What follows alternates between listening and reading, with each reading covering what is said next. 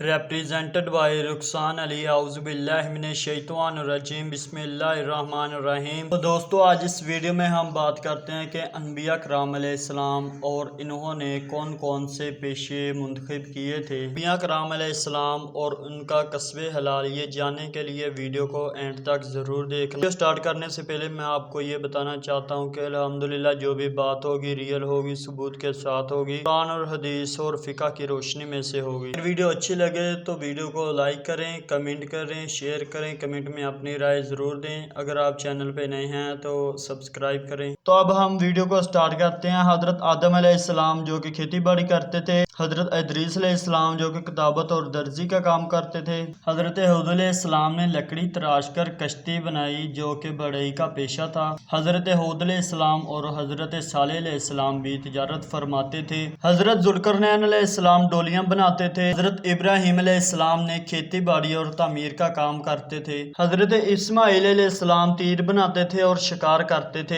حضرت اسحاق علیہ السلام اور یعقوب علیہ السلام بکریاں چراتے تھے، حضرت یوسف علیہ السلام نے غلہ کی تجارت کی تھی، حضرت موسیٰ علیہ السلام نے کئی سال تک بکریاں چرائی، حضرت ہارون علیہ السلام بھی تجارت فرماتے تھے، حضرت یسوع علیہ السلام کھیتی باڑی کرتے تھے، حضرت داؤد علیہ السلام زرع بناتے تھے، حضرت سلیمان علیہ السلام زنبیل بناتے تھے، حضرت زکریا علیہ السلام بڑھئی کا کام کرتے تھے، اور خاتم النبی حضرت محمد صلی اللہ علیہ وآلہ وسلم نے بھی بکریاں چرائیں اور تجارت بھی فرمائی۔ تو دوستو امید کرتا ہوں کہ آپ کو یہ ویڈیو اچھی لگی ہوگی۔ لائک کریں، کمنٹ کریں، شیئر کریں، کمنٹ میں اپنی رائے ضرور دیں۔ ایسی ویڈیو دیکھنے کے لیے ہمارا یوٹیوب چینل کو سبسکرائب کریں تاکہ ہر نئی آنے والی ویڈیو آپ تک پہنچ سکے۔ Thanks for watching.